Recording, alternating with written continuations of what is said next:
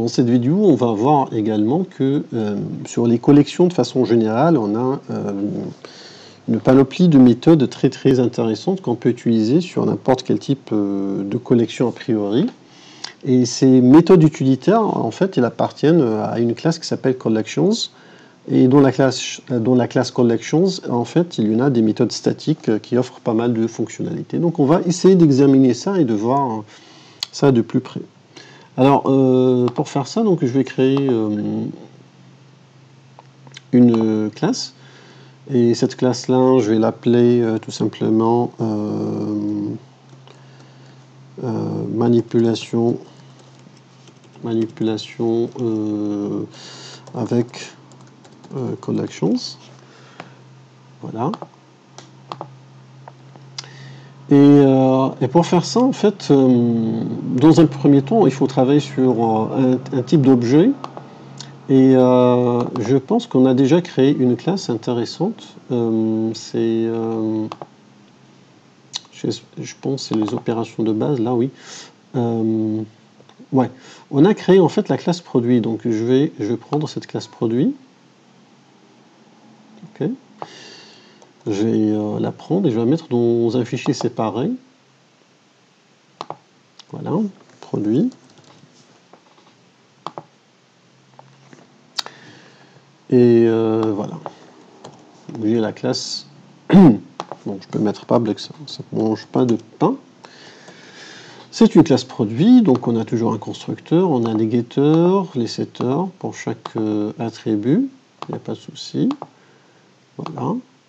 Et la méthode toString et la méthode equals qui permet en fait de travailler avec les méthodes contains et remove des listes. Ok, bon. Là, il y a un petit souci. Alors, il me dit... Ah oui, parce que je dois enregistrer ici. Très bien, donc là, j'ai plus d'erreur. Très bien, donc j'ai la classe produit. Je vais essayer d'utiliser, donc je vais faire tout ça, close all. Je vais revenir à manipulation avec la classe collection. Alors, c'est quoi la classe collections? La classe collections, elle offre un certain nombre de méthodes, notamment binary search pour chercher un élément dans une liste. Il va utiliser donc la recherche dichotomique. Parmi les choses également intéressantes, est-ce qu'il vérifie certaines choses, mais il y a tel que max, min, etc., replace, reverse, shuffle et tout. Il y a sort également. Sort, on l'utilise pas mal dans les projets informatiques. Donc je vais surtout examiner la méthode sort. Donc, pour faire ça, donc déjà, il faut avoir une liste. Donc, ce que je vais créer une liste de produits. Ok, je vais appeler produit est égal, donc new array list. Très bien. Ensuite, bon, je fais les importations. C'est CTRL-SHIFT-O en Eclipse pour importer automatiquement ce qu'il faut importer. Ensuite, je vais mettre des éléments. Donc, voilà, c'est produit.add. Alors, je peux copier du code pour gagner du temps. Tout à l'heure également, dans les opérations de base, on a déjà créé 3 types de produits. Je vais récupérer ça rapidement. Je vais mettre ça ici. Et ensuite, ce que je vais faire un produit. Voilà, .add P1. P1. Produit.add P2. Et produit.add P3. Et là, j'ai une petite liste remplie de 3 produits. Alors, maintenant, mon idée, c'est de vouloir trier les produits. Donc, a priori, je dois faire collections.sort au lieu de faire ça à la main. Et je passe ma liste qui s'appelle donc produit. Et là, en fait, j'ai un petit souci. ben, qu'est-ce qu'il me dit en fait? Bon, là, il n'est pas très explicite, mais il n'aime pas ça. C'est logique qu'il n'aime pas ça, parce que comment il va trier les produits, sur quelle base?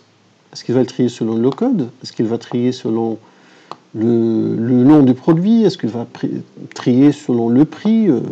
Okay. Alors pour lui, le type produit, c'est un type d'objet qui ne sont pas comparables. C'est-à-dire il n'a pas de moyen pour dire est-ce que le produit P2 est inférieur ou supérieur à P1. Il n'a pas de moyen pour dire est-ce que P3 est supérieur ou inférieur à P1.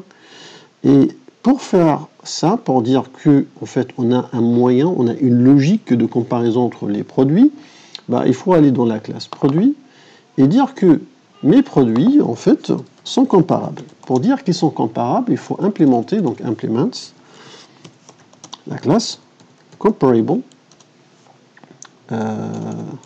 comparable, voilà. Et qu'est-ce qu'on va comparer? On va comparer des produits à des produits. Alors, si on dit que les produits sont comparables, donc il implémente l'interface comparable, donc ils doivent implémenter justement la méthode qui s'appelle compareTo. Et c'est là qu'on va expliquer comment on va comparer les choses. Alors, on va supposer que comparer à base du prix. C'est-à-dire, un produit P1 est inférieur à un produit P2 si le prix P1.prix est inférieur à P2.prix. Donc on va en fait trier selon le prix. Et donc normalement la méthode compareTo, elle doit retourner 0 si deux produits sont égaux. Elle va retourner donc moins 1, c'est le produit en cours, c'est-à-dire VES est inférieur au produit passé en paramètre. Sinon un entier positif si le produit courant a un prix supérieur au produit passé en paramètre. Alors on peut écrire ça à la main ou on peut tout simplement se baser sur la méthode en fait compare de la classe double et on va comparer en fait donc ves.getPrix au en fait, le produit passé en paramètre getPrix, d'accord. Et déjà compare, elle va retourner 0, 1 ou moins 1. Donc voilà, on a le travail qui est fait. Et si on revient sur manipulation avec collection, vous voyez, l'erreur, elle a disparu sur sort. C'est plus souligné parce que maintenant, il sait comment donc comparer les produits. Alors là, je peux par exemple sysout liste produits avant tri.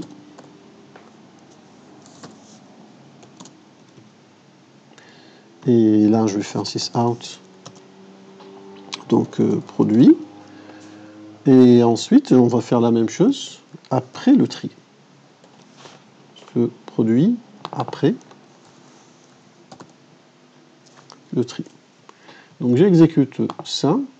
Et vous voyez, au départ, on a la liste initiale, donc le premier, le deuxième, troisième produit.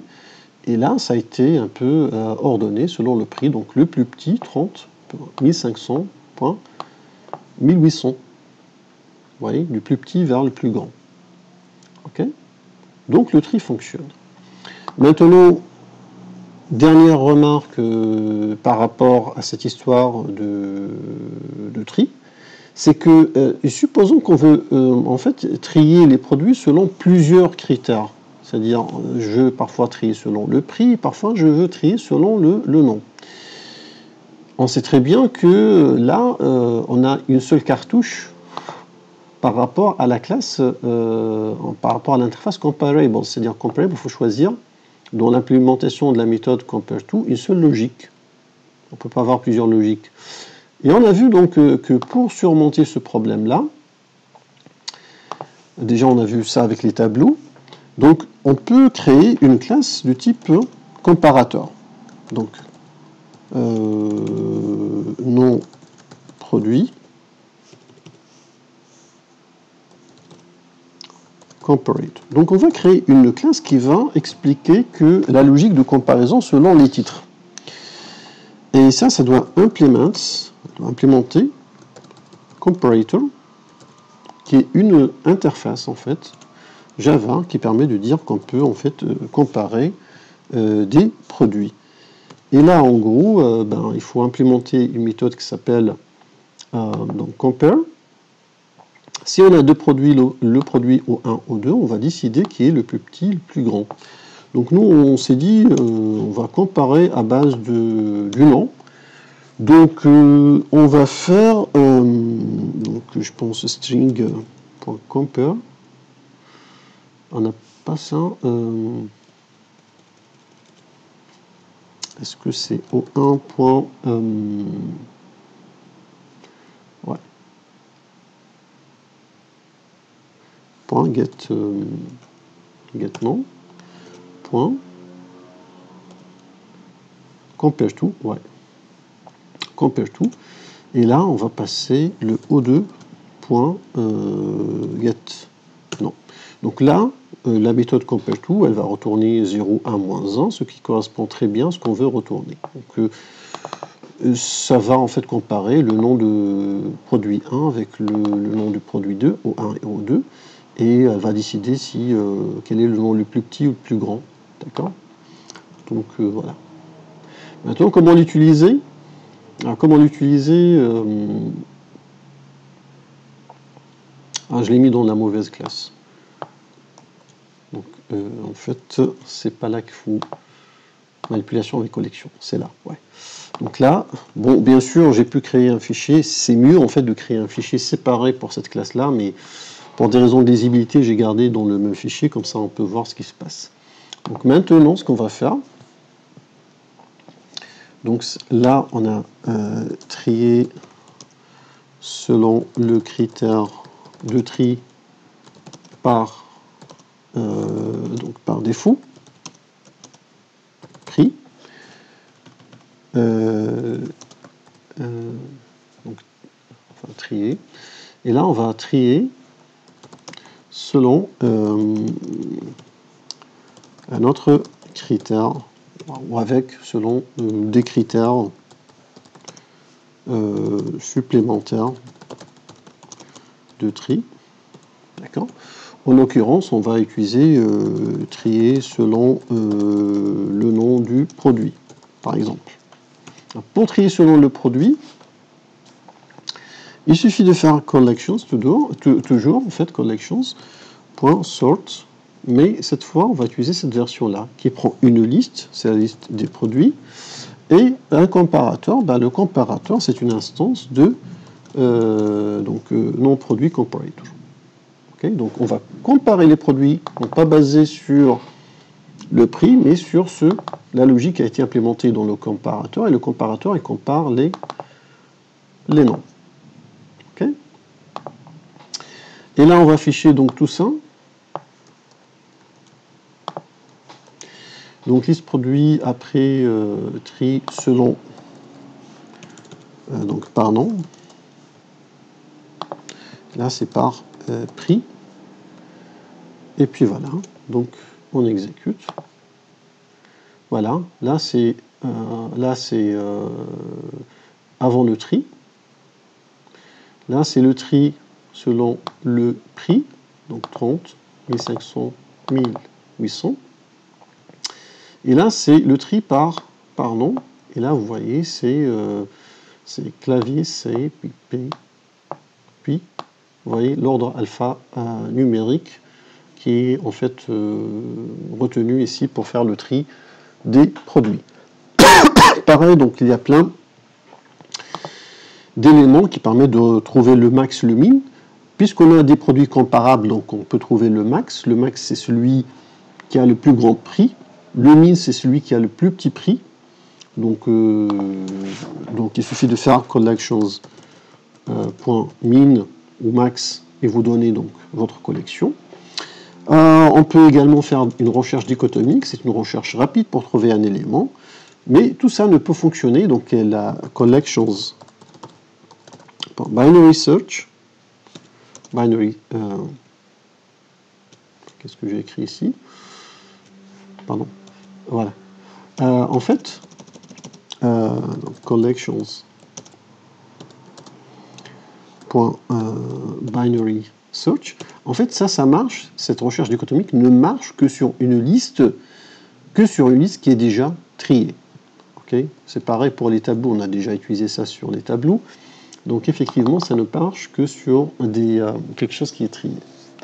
Voilà, donc vous voyez, donc avant d'entamer l'écriture d'algorithmes compliqués pour faire des tris, pour faire des recherches, pour faire des choses un peu sur les connexions de façon générale, parce que ça ne marche pas que sur les listes, hein, le mieux c'est de regarder la documentation de la classe Collections et de voir qu'est-ce qu'elle permet de nous offrir sans écrire spécialement de code.